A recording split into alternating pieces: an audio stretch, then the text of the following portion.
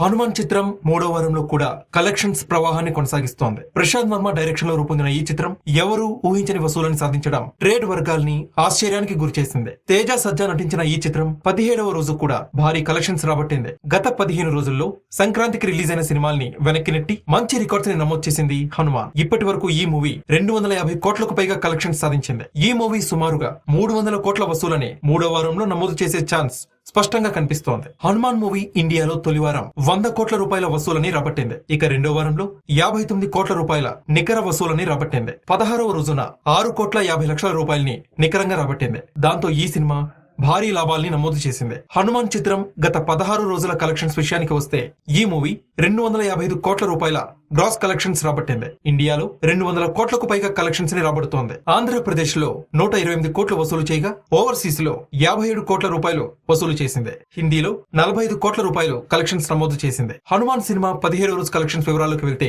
ఈ చిత్రం తెలుగులో 6 కోట్ల 50 లక్షలు నికరంగా, హిందీలో 1,75 లక్షలు నికరంగా రాబట్టింది. మూడో వారంలో కూడా ఈ రేంజ్ కలెక్షన్స్ రాబట్టడం ట్రేడ్ వర్గాల్ని ఉత్సాహానికి గురిచేస్తోంది. హనుమాన్ మూవీ 25 కోట్ల బ్రేక్ ఈవెన్ టార్గెట్ తో బాక్స్ ఆఫీస్ యాత్రని మొదలుపెట్టింది. ప్రస్తుతం ఈ సినిమా ప్రపంచ వ్యాప్తంగా 275 కోట్ల గ్రాస్ కలెక్షన్స్ ని నమోదు చేసింది. హనుమాన్ చిత్రం త్వరలోనే 300 కోట్ల రూపాయల క్లబ్ లో చేరే అవకాశం ఉంది. దీంతో మీడియం బడ్జెట్ సినిమాగా వచ్చి భారీ కలెక్షన్ సాధించిన అరుదైన చిత్రంగా హనుమాన్ రికార్డ్ క్రియేట్ చేయబోతోంది.